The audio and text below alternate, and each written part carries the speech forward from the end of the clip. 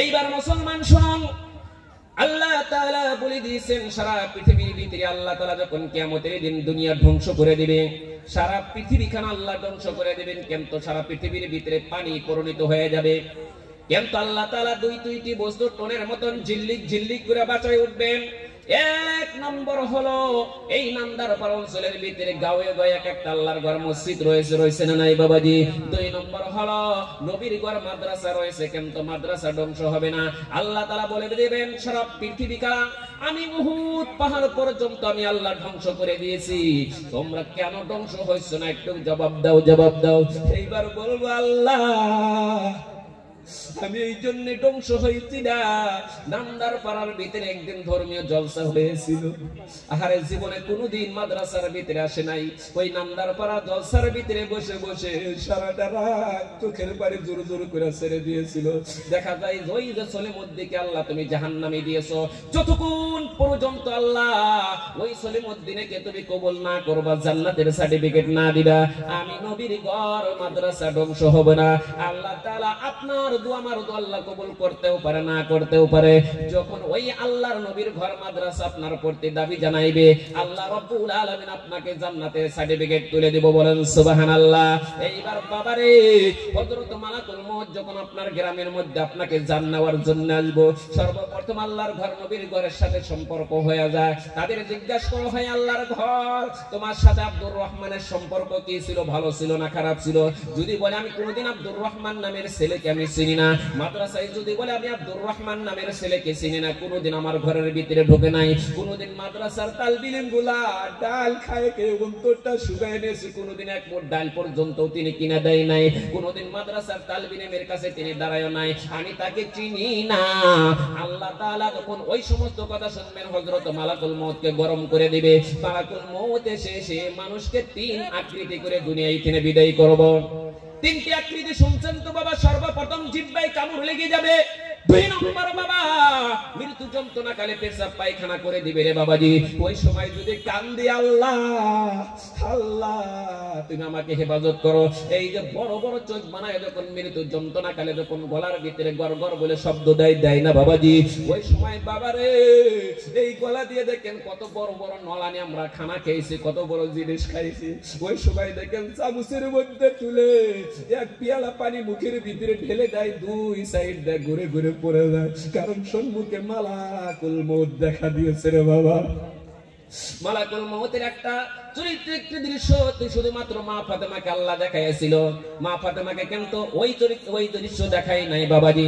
আল্লাহর নবীর মৃত্যু হওয়ার আগে মালাকুল মউত যখন আল্লাহর নবীর ঘরের মধ্যে ছিল, মৃত্যু হওয়ার আগে যখন গেলেন একবার দুইবার তিনবার যখন পোহা দিয়েছিলেন, যা যখন মা ফাতেমা ঘরের দরজা খুললো, খুলে দেখে রে এবার ইবুর একজন আল্লাহর ব্যক্তি, আসমানের ভিতরে মাথা, জমিনের ভিতরে পা, সর্ব শরীরের ভিতরে পাহাড়ের নাগাল বড় বড় চোখ না দাঁড়াইছে। বাবার এই আকৃতি যদি আপনার আমার সম্মুখে পড়ে যায়, তাহলে বাবাজি পেশাব পায়খানা দেওয়াটা উত্তম হবে না নাই বাবাজি? নিশ্চয়ই আমরা দিতে পারবো রে বাবাজি। ওরে বাবা আজকে আপনাদের নামদার পাড়া অঞ্চলের ভিতরে এত সুন্দর সৌভাগ্য নসিব লিখেছে, এই গ্রামের ভিতরে কওমি মাদ্রাসা হয়েছে, মানে আপনার কোনো ভয় নাই আর কোনো টেনশন নাই। আর বাবারে এই গ্রামের ভিতরে যতগুলা মানুষ দুনিয়ায় থেকে চলে গেছে তাদের জন্য সৌভাগ্য নসিব, কারণ হলো এক একটা জায়গার ভিতরে যখন কওমি মাদ্রাসা থাকে, মানুষ মৃত্যু হওয়ার পরে সব আমল বন্ধ হয়ে যায়, তিনটি আমল জিন্দা থাকে না বাবাজি? মানুষ মৃত্যু হওয়ার পরে তিনটি আমল জিন্দা থাকে। মানুষ একটা কবরের ভিতরে তিনটে দরজা থাকে, এক নম্বর দরজা, দুই নম্বর দরজা, তিন নম্বর দরজা। কারণ হলো সর্বপ্রথম দরজা খুলতে পারবেন নিজের ঘরের মধ্যে কলিজার টুকরা ছেলে নিয়ে, বলুন সুবহানাল্লাহ। এবার মা কবরের ভিতরে চলে গেছে, বাবা কবরের ভিতরে চলে গেছে, ওই কবরের দরজা খোলার মতন আর কোনো ক্যাপাসিটি নাই।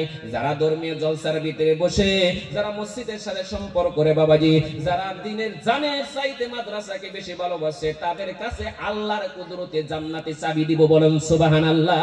ওই দরজার মধ্যে খুলে খুলে ছেলেরা আল্লাহর জান্নাতি খানা মার কবরের ভিতরে আমার আল্লাহ পৌঁছায় দেয়, বলুন সুবহানাল্লাহ।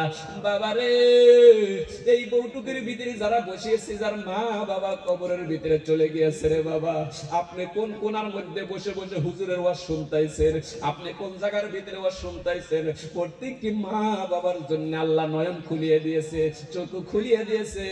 আল্লাহ, যে ছেলেকে আমি 10 মাস 10 দিন পেটের মধ্যে বোঝা পেয়েছি, আজকে আবার কলিদার টুকরা সন্তানকে তাকায় দেখো। ওই যে ধর্মীয় জলসার ভিতরে নামদার পাড়া মাদ্রাসার ভিতরে আমার ছেলে আজকে ওয়াজ শুনতেছে, কুরআন ও হাদিসের কথা শুনতেছে। আল্লাহ আল্লাহ, তুমি তো বলছিলে মানুষ মৃত্যু হওয়ার পর আমল বন্ধ, ছেলে মেয়ের কারণে আমল জিন্দা থাকে। আল্লাহ, আমার ছেলে আজকে জান্নাতি মাহফিলে বসে আছে গো আল্লাহ। আপনারা এখানে বসে বসে যখন হুজুরের ওয়াজ শুনে যদি মনটা নরম করে মাদ্রাসার পড়তে প্রেম করে যদি কোন আল্লাহ রাস্তায় কিছু দান করতে পারেন, আল্লাহ তাআলা আপনার মা বাবার কবরের ভিতরে জান্নাতি মালা পরায়া দিব। বলুন সুবহানাল্লাহ। এইবার বাবা আপনাদের পাইদের বলছি বাবা, এই গুইটুকুর ভিতরে কারো জানি মা চলে গেল, কারো জানি বাবা চলে গিয়েছে রে বাবাজি। আজকে মা বাবাকে জীবনে কোনোদিন ভালো মন্দ খাওয়াইতে পারে নাই, মা জীবনে কোনোদিন ভালো তোষকের ভিতরে ঘুমাইতে পারে নাই, মা জীবনে ভালো দামি খাটের মধ্যে কোনোদিন শুইতে পারে নাই। আজকে আমি 40,000 টাকা দামের খাটে শুই, আজকে 3,000 4,000 টাকা দামের তোষকের ভিতরে আমি ঘুমাই। বাবারে, আজকে ওই বাবার বাড়িতে থাকি, বাবার 10 বিঘা মাটি আমার নামে লিখে দিয়েছে, বাবার গাড়ি আমার নামে লিখে দিয়েছে, বাবার বাড়ি আমার নামে লিখে দিয়েছে। ওই সন্তানের দিকে তাকাইছে মা, আল্লাহ আমার বাড়ি গাড়ি সব আমার সন্তানের নামে লিখে দিলাম। আল্লাহ, আমি কবরের ভিতরে আজকে খালি মাটির মধ্যে শুয়েছি গো আল্লাহ, আমার সন্তানের মনটা তুমি নরম করে দাও। কিন্তু মৃত মানুষের দোয়া আল্লাহ কবুল করে না। আমরা যদি ওই মা বাবার কথা মনে করে ওই মা বাবার জন্য যদি একটা করে জান্নাতি খাট দিতে পারি, আপনার খাটের জরিয়তে আল্লাহ তাআলা এক একটা মাকে জান্নাতের খাট আল্লাহ কবরের ভিতরে পৌঁছায় দিব। বলুন সুবহানাল্লাহ। বাবারে, এই বউটুকের ভিতরে আমরা যারা বসে আছি রে বাবাজি, এত গুণা মানুষের ভিতরে মা বাবা কবর তিনি দেখছে, দাদা দাদি কবর তিনি দেখছে রে বাবা।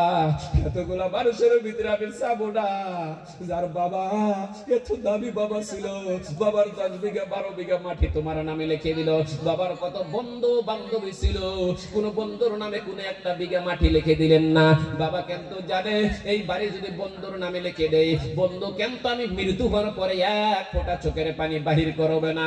আল্লাহর কাছে বলে, আল্লাহ আমি যখন দুনিয়ায় ফিরে চলে যাব, আমার ঘরের মধ্যে যখন আমার সন্তান দেখবো, আমার খাট দেখবো, আমার ঘর দেখবো, আমার বাড়ি দেখে দেখে সন্তানের চোখের মধ্যে পানি বাহির হবো।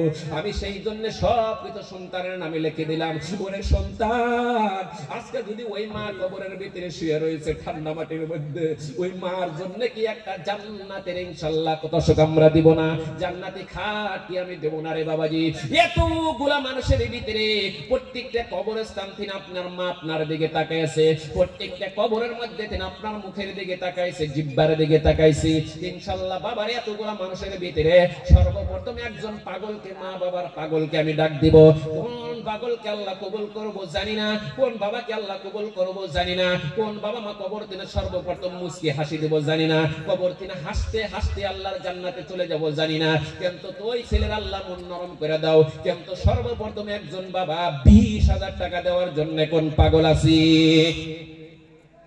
এতগুলা মানুষের ভিতরে ওই মা বাবাকে কবরের ভিতরে, দাদা দাদিকে কবরের ভিতরে হাসি ফুটানোর জন্য, জান্নাতি মালা পরানোর জন্য, বাবাজি জান্নাতি খানা দেওয়ার জন্য, ওই জান্নাতের মালা পরার জন্য একজন পাগলকে আমি ডাক দিয়েছি। সর্বপ্রথম 20,000 টাকা দিনেওয়ালা